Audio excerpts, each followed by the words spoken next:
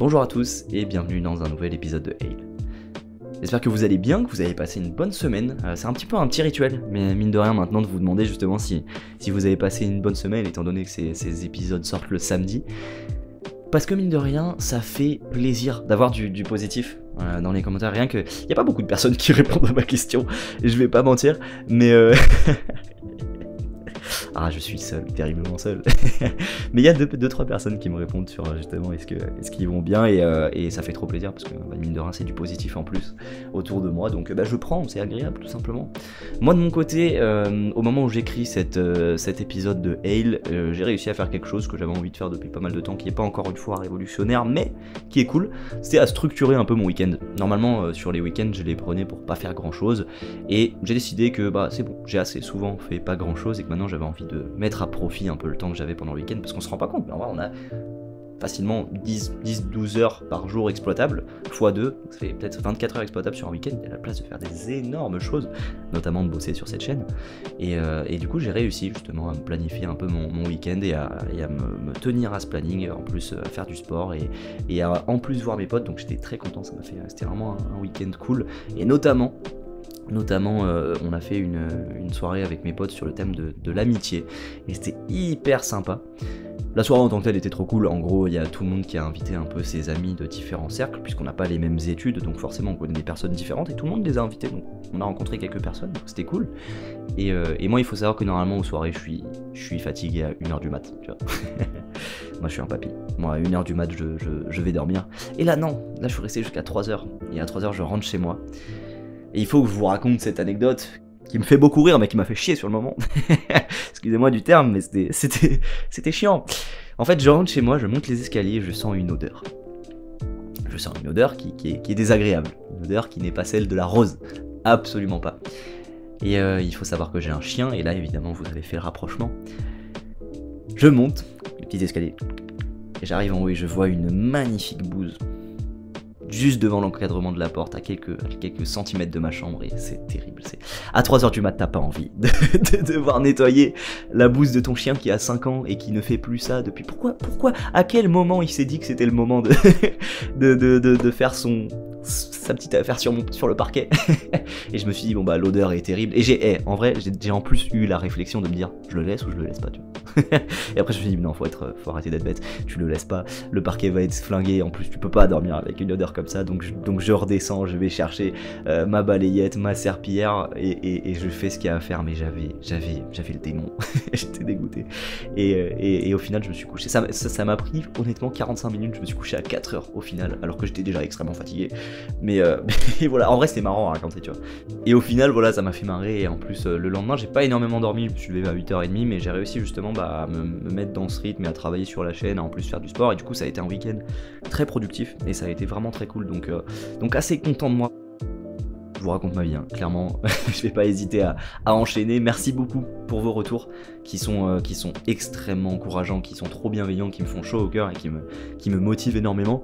Notamment, j'ai eu une personne qui m'a rappelé qu'elle était là depuis le début et qu'elle me soutenait énormément, et c'est des trucs, mais c'est juste trop gentil, c'est du soutien en fait, c'est du soutien, donc merci beaucoup, et puis merci aux autres de vous manifester dans les commentaires, parce que j'adore vous lire et vous répondre, parce que mine de rien le fait qu'il y ait de l'interaction, ça rend aussi la chose vivante, et c'est ça qui est cool dans le projet d'une chaîne YouTube pour moi, c'est de pouvoir interagir avec d'autres gens, et c'est génial, moi ça me fait trop plaisir. Notamment, il y a eu une personne qui m'a dit qu'elle m'écoutait depuis l'Irlande aussi. Voilà, je continue mon petit tour du monde des gens qui m'écoutent. Je trouve ça fou, je trouve ça génial. On est 700, dites-vous, il y a des gens qui viennent de peut-être 6-7 pays. C'est trop dingue, c'est incroyable. On n'est pas beaucoup, hein. Et bonjour à toi qui m'écoute depuis l'Irlande. Je trouve ça génial. N'hésitez pas à vous manifester si vous venez d'un autre pays. Ça me fait marrer de le voir. Bref, merci à vous. Si vous découvrez la chaîne, bienvenue à vous. Ça me fait extrêmement plaisir de vous accueillir ici. Pour vous expliquer un peu le concept de la chaîne, il y a pour l'instant des histoires qui font peur, et bientôt un nouveau format qui sera sur le thème du voyage. Voilà, je vous le découvre maintenant, ce sera sur le thème du voyage, et ce sera une histoire qui m'a trop hypé, je l'ai déjà dit, et ça va être, je pense, extrêmement intéressant. Je pense que ça va être une vidéo assez longue, donc cool. Moi honnêtement ça m'a pris pas mal de temps et c'est toujours pas fini. Donc j'espère que vous allez l'apprécier. Et voilà, la direction de la chaîne, si vous venez d'arriver, c'est globalement des histoires qui font peur pour le moment et bientôt un format carnet de voyage dont j'avais parlé, qui est une très bonne idée qui m'a été notamment approuvée par une personne. Et après d'autres formats qui viendront sur la chaîne, mais voilà. Je vais essayer d'un peu me diversifier pour vous proposer des choses nouvelles, moi aussi explorer d'autres pistes, ça c'est cool, ça me fait kiffer. Voilà, waouh, j'ai pas mal parlé, ça me fait en tout cas très plaisir de vous retrouver, et puis on va pouvoir enchaîner sur l'histoire, tout simplement.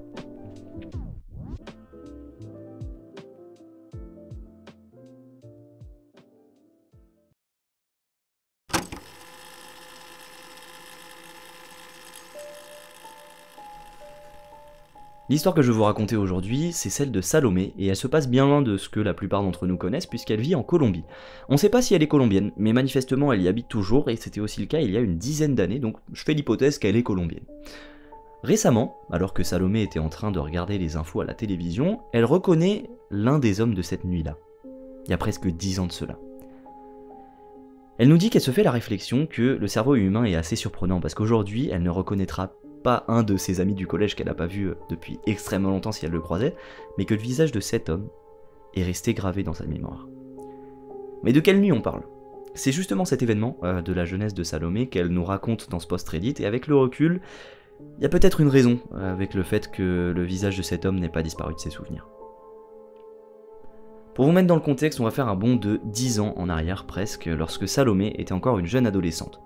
On est le week-end, et c'est une date assez particulière parce que ce sont les 15 ans d'anniversaire de mariage de ses parents, qui sont donc organisés 2 jours tous les deux à cette occasion, donc en amoureux. Donc ils s'absentent pendant 2 jours et ils acceptent de laisser Salomé chez une de ses amies le temps de leur escapade amoureuse. On est à ce moment-là au milieu de la saison des pluies en Colombie, ce qui fait qu'il pleut absolument tout le temps pendant ces 2 mois, et cette soirée ne fait pas exception. Donc on est sur une soirée sombre, pluvieuse, on est dans un bon contexte pour une histoire un peu effrayante. L'amie chez qui habite Salomé pour le week-end, Maria, vit elle dans une banlieue de la ville, pas forcément extrêmement loin, mais tout de même à l'extérieur. Donc elle vit le long d'une route assez vallonnée, il n'y a aucun éclairage à l'extérieur, ce qui fait que la nuit, il fait vraiment nuit chez Maria, il fait vraiment extrêmement sombre, il n'y a pas d'éclairage extérieur, donc ça donne une certaine ambiance. Et pour donner quelques éléments de contexte, la maison de Maria est plutôt modeste. Elle n'est pas forcément très grande, avec une porte d'entrée unique qui donne directement sur le trottoir. Il n'y a pas de jardin ou de pelouse devant la maison comme c'est beaucoup le cas dans les quartiers pavillonnaires américains, simplement il y a un porche, le trottoir et la route. On est donc samedi en fin de journée, et la soirée commence de manière très normale à vrai dire. Maria et Salomé sont évidemment aux anges de passer le week-end ensemble, et elles font des activités classiques de personnes de leur âge il y a 10 ans, c'est-à-dire de ma génération au final, bonsoir. À savoir, elles se perdent sur YouTube et elles finissent sur des vidéos de chats. Je sais pas si ça vous est arrivé, mais en tout cas se perdre sur YouTube, ça doit être un des trucs les plus universels des gens qui ont cet âge-là, donc des années un peu autour de 2000. Voilà, au final, elle tombe sur des vidéos de chats et elle rigole à des blagues débiles selon Salomé quand elle y repense, mais en fait c'est un début de soirée parfait, comme s'annonce le reste du week-end d'ailleurs. Ça s'annonce extrêmement cool, elles sont entre amies et ça va être génial. Franchement, pouvoir passer un week-end avec ses amis ou avec son ami ou sa meilleure amie lorsqu'on a 12-13 ans, c'est juste le bonheur, Bref, tout se passe très bien, et elles arrivent même à convaincre le père de Maria d'aller acheter de la nourriture chinoise pour le dîner, donc en gros ça va être une soirée géniale. C'est une soirée trop cool, et ça me permet une petite aparté. Est-ce que vous aviez avec vos parents un petit rituel du soir ou du samedi soir, quelque chose dans le genre? Parce que je sais que moi c'était typiquement avec mon père, en général quand ma mère était en déplacement, on allait chez Picard, on prenait différents trucs et chacun prenait en gros son plat Picard. Et on était 3 avec ma soeur, et on prenait chacun notre plat Picard et un dessert commun. Ça c'était notre petit rituel, et on le mangeait devant la télé. Voilà, c'est une question que je me posais, je termine cet aparté, on replonge en Colombie. En tout cas, le père de Maria est allé chercher chinois pour le dîner, et il est aux alentours de 9h du soir. Et vous savez peut-être que dans les cultures hispaniques, on mange un peu plus tard qu'en France, par exemple. Et le père de Maria se prépare parce que dehors, il pleut à torrent. Du coup, il sort prendre sa voiture pour aller acheter à manger, et après avoir bien fermé la porte d'entrée à clé, il démarre, et il va chercher la nourriture chinoise. À ce moment-là, les filles sont devant la télé, elles sont en train de regarder l'équivalent à l'époque de Disney Channel mais en espagnol, et apparemment ça les fait vraiment, mais alors vraiment beaucoup rire, puisque Salomé nous dit qu'on aurait pu les entendre à l'autre bout de la rue. Et c'est au beau milieu d'un de ces éclats de rire que soudain, elles entendent quelqu'un toquer à la porte d'entrée. étranges, elles n'attendent personne, et le père de Maria, lui, il a les clés de la maison, donc ce qui est logique, mais qui indique que surtout, il ne frappe pas avant d'entrer, il entre directement. Donc il y a manifestement quelqu'un devant la maison, et Maria décide d'aller voir par le Judas de qui il peut bien s'agir, et Salomé lui demande justement ce qui se trouve derrière la porte d'entrée, mais son ami n'a tout simplement aucune idée. Salomé essaie à son tour de jeter un œil par le Judas pour apercevoir la mine renfrognée d'un homme assez imposant, pas chaleureux pour un sou, et qui fixe le Judas comme s'il pouvait la voir. Cet homme se tient sur le porche de la maison, mais il n'est pas seul car un autre homme se tient à côté de lui, juste à côté, et les deux hommes sont droits comme des i devant la maison, ils ne parlent pas, le regard fixé sur la porte d'entrée. Au moment où les deux hommes frappent de nouveau, Salomé est tellement intriguée par ces deux inconnus qu'elle sursaute et faillit trébucher en arrière. Elle a directement une impression très étrange vis-à-vis d'eux, leur posture droite et peu naturelle n'aspire honnêtement pas du tout la confiance et au final, l'un des deux hommes finit par prendre la parole. Est-ce qu'il y a quelqu'un, Maria? Je suis Carlos, un ami de ton père, on avait prévu de sortir ce soir, tu peux m'ouvrir? Et à ces mots, Salomé et Maria savent très bien qu'il y a quelque chose qui cloche, parce que le père de Maria n'aurait jamais prévu de sortir avec ses amis à lui, alors qu'il a la charge d'une amie de Maria, parce que c'est les parents de Salomé qui lui ont confié leur fille, et étant père aussi, c'est très bien que c'est une lourde responsabilité et qu'on rigole pas avec ça. En plus de ça, même s'il avait prévu un petit truc à la maison, il les aurait prévenus. Donc directement, les deux jeunes filles sont sur leur garde et Maria répond à l'homme qu'elle est désolée, mais qu'il va devoir attendre son père et son cerveau tourne à 100 à l'heure et elle lui ment en lui disant qu'il est à l'étage et qu'il prend sa douche. Sauf qu'à ça, l'homme répond « Non, il est pas en haut. Il est parti vous acheter à manger, c'est ce qu'il m'a dit. » Cette réponse, elle va glacer le sang de Salomé et Maria, il y a la peur qui commence vraiment à monter en elle, parce que l'insistance et le fait qu'il ait des connaissances, d'informations qu'il ne devrait pas savoir, est extrêmement étrange. Maria répond qu'elle va donc appeler son père et directement l'inconnu l'interrompt en argumentant que si elle l'appelle, il sera vraiment en colère et qu'il lui dira que sa fille s'est montrée très impolie avec lui et l'a même frappé. Bon, la menace vaut ce qu'elle vaut, mais là clairement c'est beaucoup trop pour Maria et Salomé qui assistent, avec le sang qui bat contre leurs tempes, à toute allure, à cet échange vraiment flippant, et Maria lui dit de s'en aller, qu'elle ne croit pas du tout et qu'elle ne va pas lui ouvrir. Pas de réponse pendant quelques secondes, et Salomé ne peut pas s'empêcher de laisser échapper un soupir de soulagement en voyant que l'homme n'insiste pas cette fois-ci.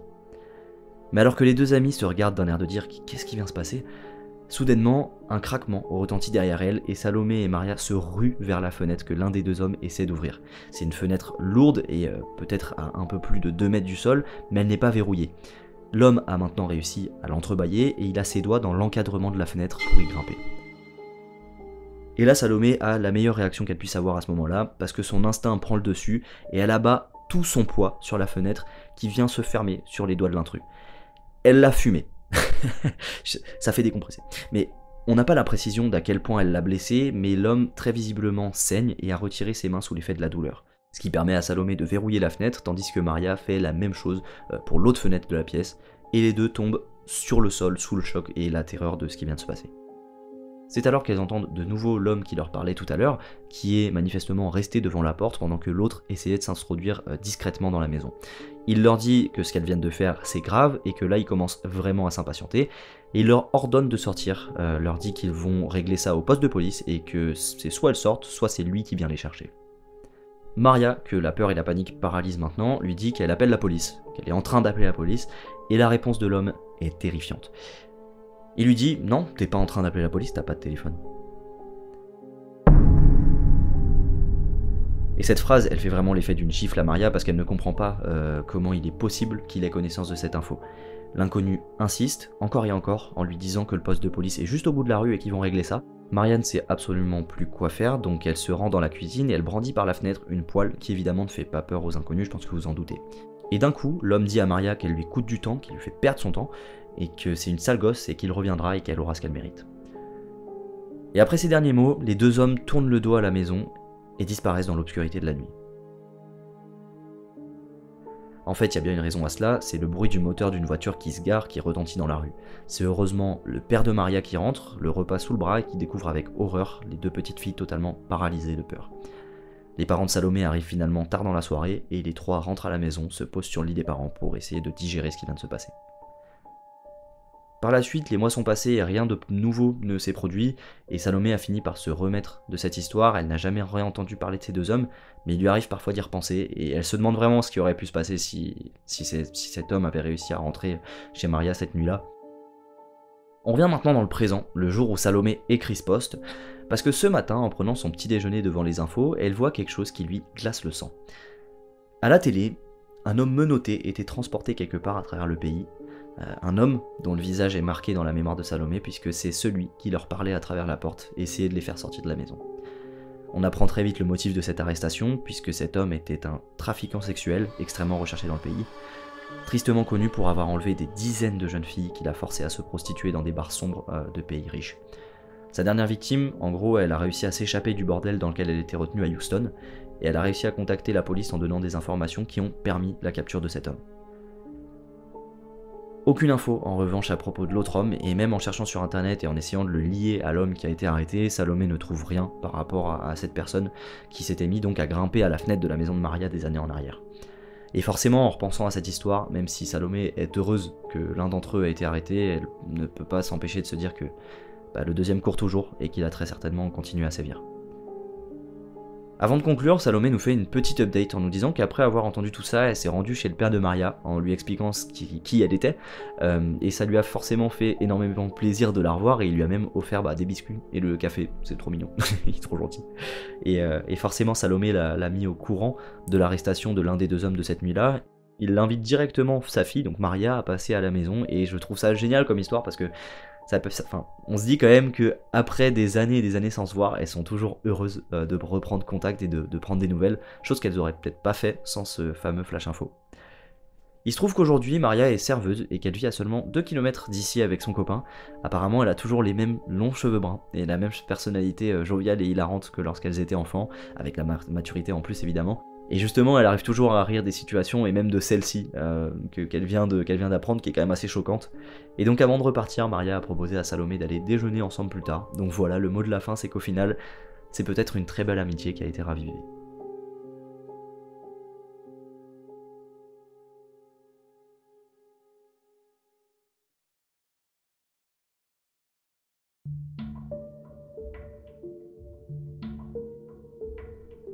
Voilà, c'est maintenant la fin de cet épisode, et je dois dire qu'il y avait un commentaire la dernière fois sur l'épisode 31, où une personne disait justement qu'elle est maman et que les histoires sur les enfants, ça la terrifie. C'était pas sur l'épisode 31, c'est sur un épisode antérieur, mais globalement que les histoires avec les enfants la terrifient, et je suis d'accord, c'est terrifiant parce qu'en fait, les enfants, c'est des personnes qui sont les plus vulnérables, et se dire qu'il y a des personnes qui sont assez lâches, c'est assez mauvais pour s'en prendre à eux, c'est bateau ce que je dis, mais c'est dégoûtant.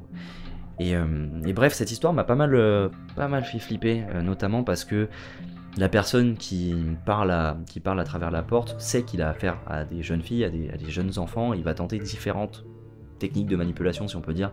D'abord, il essaye de rassurer la fille, enfin de rassurer Maria en lui disant qu'il a un ami et que du coup il faut lui ouvrir et que ça va.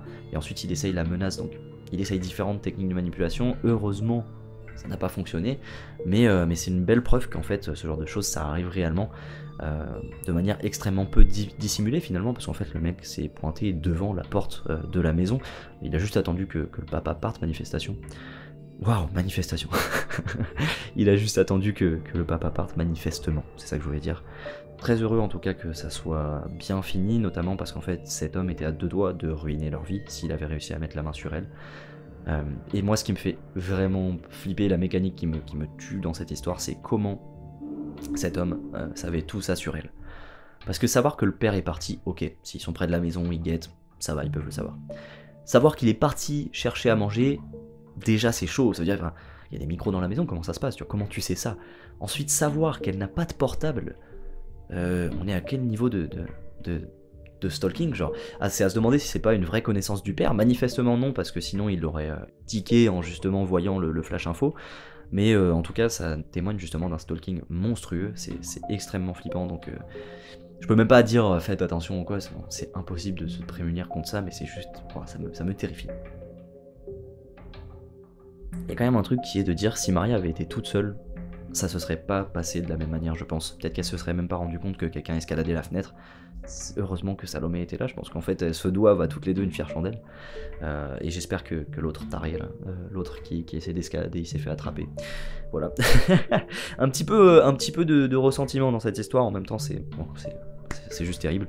Mais néanmoins, voilà, il y a toujours cette partie de est-ce que c'est une fiction ou pas qui revient dans l'épisode, je pense que vous êtes habitués, mais c'est une histoire qui pour moi est difficile à croire pour différentes raisons. Il y a le comportement du gars qui a essayé d'escalader la fenêtre. Pourquoi en fait il escalade pas la fenêtre directement? Enfin je veux dire, à partir du moment où ils ont décidé de venir kidnapper manifestement ces deux jeunes filles, pourquoi ils n'essayent pas juste de s'introduire chez la personne? Parce qu'en réalité, s'il sonne pas, s'il fait pas trop de bruit, les filles sont en train de regarder la télé, jamais elles ne se seraient rendues compte qu'il essayait de rentrer. Donc soit il est bête quoi, soit c'est incohérent pour moi. Aussi dans l'histoire, tel que c'est écrit vraiment littéralement dans le post-Reddit, Salomé en fait ferme la fenêtre sur les doigts de l'homme et en gros apparemment le sang coule à flot, il y a du sang de partout.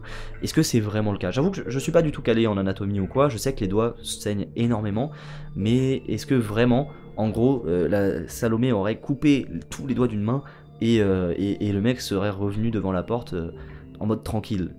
Ça me semble étrange. Après voilà, encore une fois il y a le caractère peu croyable des choses assez folles qui arrivent, donc peut-être que c'est vrai, mais moi je me pose la question, voilà. Autre chose justement, comment l'homme, donc Carlos, comment Carlos sait toutes ces informations sur Maria? Si on y réfléchit bien, est-ce que c'est vraiment possible de savoir toutes ces informations? Est-ce qu'il aurait pu savoir aussi que Maria n'avait pas de téléphone? Est-ce que finalement la raison au fait que cet homme sache toutes ces informations est pas que l'histoire est une fiction? Voilà, j'espère que cette histoire, dans tous les cas, est fausse. Peut-être que je suis un peu biaisé dans mon analyse, étant donné que j'espère qu'elle est fausse, parce qu'elle est terrifiante. J'avoue que je sais pas, cette fois-ci. Je dirais pas qu'elle est fausse, parce que ce genre de choses, ça arrive, mais je dirais pas qu'elle est vraie, parce que pour moi, il y a quelques incohérences. Vous me direz ce que vous en pensez. En règle générale, j'ai justement des personnes qui réagissent sur le caractère fictif ou non. Et on va finalement arriver à la fin de cette analyse. Je vais me permettre de conclure.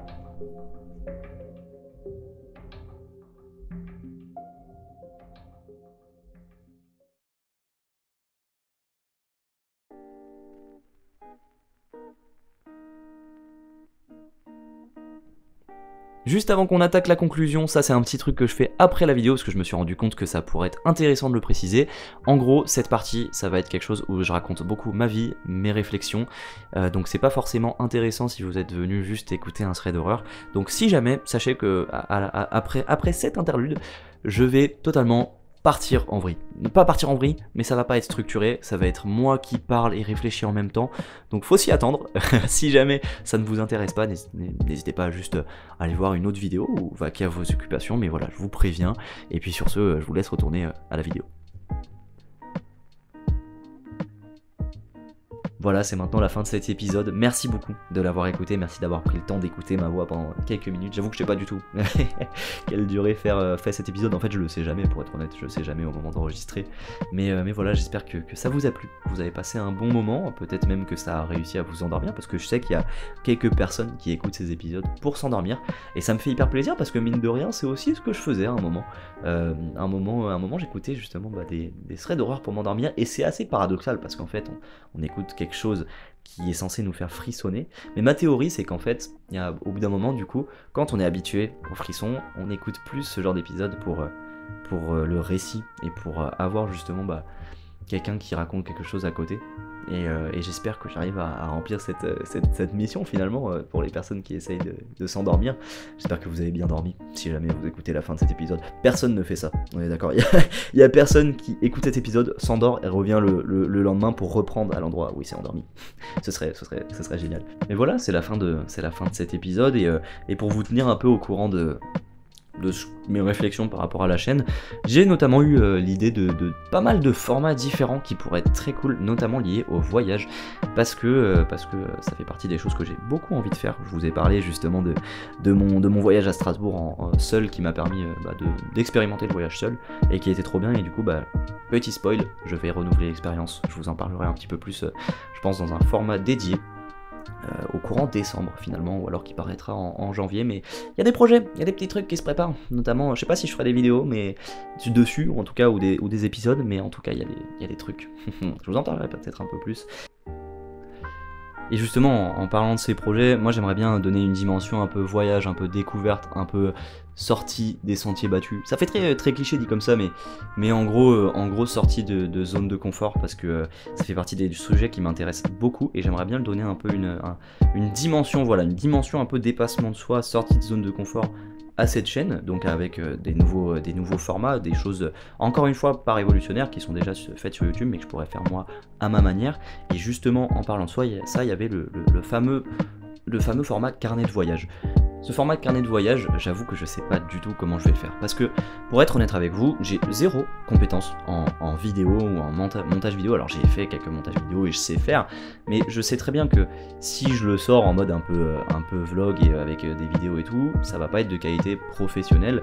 Donc je pensais à faire en gros quelques plans de l'endroit où je vais avec mon téléphone, parce que mine de rien, la qualité est pas mal, notamment avec un stabilisateur. Je me suis acheté un stabilisateur pour pouvoir faire des petits montages de mes voyages. Et donc en gros le principe ce serait d'aller de toute façon je vais aller dans pas mal de villes différentes, d'aller dans une ville, de prendre quelques plans pour illustrer en gros ce que je vais dire, et de tout simplement vous raconter mon expérience de voyage. Vous dire par exemple les différentes choses que j'ai faites, les différents lieux qui m'ont intéressé, pourquoi pas ça peut être intéressant pour avoir, si vous voulez aller au même endroit, des conseils sur les endroits où aller. Pourquoi pas donner des conseils sur le voyage seul aussi, c'est une idée que j'avais. Et donc voilà, ma question, je m'interroge, et si vous voulez m'aider sur ce point-là pour qu'on réfléchisse ensemble, ça peut beaucoup m'aider, mais je m'interroge du coup sur le format. Est-ce que je fais un truc 100% audio, que je trouverais un peu moins cohérent dans le format voyage, parce que ce qui est intéressant dans le voyage, c'est de voir des choses différentes, et de voir des choses nouvelles qu'on n'a pas l'habitude de voir. Donc je pense que ça va être un format, moi qui parle en voix off, avec des images que j'aurais filmées du voyage. Est-ce que vous pensez que c'est une bonne idée? Dans tous les cas, j'essaierai. Et voilà, je sais pas trop où je vais en disant ça, mais c'était pour vous prévenir justement de comment j'avais conçu la chose, parce que je pense que je vais faire pas mal de voyages différents ces prochains mois, finalement. Donc si le voyage vous intéresse, et d'ailleurs que vous avez des questions par rapport au voyage seul ou au voyage en règle générale, n'hésitez pas à me les poser, parce que moi ça peut me donner de l'inspiration pour soit des formats totalement audio plus style podcast, soit pour des formats un peu plus découverte d'un endroit inconnu, de l'étranger ou des trucs comme ça. Donc n'hésitez pas à réagir justement à ça. J'avoue que c'est assez flou, parce que c'est pas une demande de conseil, mais c'est pas non plus une information de ce que je vais faire, c'est plutôt je vous partage ce que moi ce à quoi moi j'ai réfléchi. Donc si vous avez quelques idées, je suis totalement preneur. Et donc voilà, attendez-vous à un format voyage découverte du voyage seul dans les prochains mois. Mais je suis content, parce qu'il va y avoir pas mal de trucs différents qui me tiennent beaucoup à cœur, qui vont arriver je pense sur la chaîne. Et honnêtement c'est un peu... C'est pas une pression, parce que honnêtement ce projet il est purement et simplement fun, mais j'ai conscience que potentiellement ce genre de vidéo fera pas beaucoup de vues. Je sais très bien que moi qui raconte ma vie sur un voyage, qui raconte mon voyage ou qui raconte mon ressenti avec quelques images du pays ou de la ville, ça fera pas beaucoup de vues, parce que mine de rien c'est des vidéos qui marchent quand la personne qui l'a fait est déjà connue, tu vois. C'est pas quelque chose que je pense pas que tu découvres vraiment quelqu'un avec ce genre de format. Donc c'est vraiment à la fois pour moi garder une trace de mon voyage, et peut-être un jour me replonger dedans en me disant putain j'avais vécu le truc comme ça, trop cool, incroyable, et en même temps pour partager justement à des personnes qui seraient intéressées de voyager l'expérience de quelqu'un qui voyage seul et qui objectivement a pas beaucoup d'expérience du voyage. Donc voilà, pour conclure sur cette partie où je vous informe un peu de ce qui se passe dans ma tête et dans mes réflexions, toujours quelques extraits d'horreur sur la chaîne, ça c'est invariable, je pense que je vais en faire pas mal, parce que c'est un format qui est cool et qui moi m'aide pas mal à me développer à l'oral.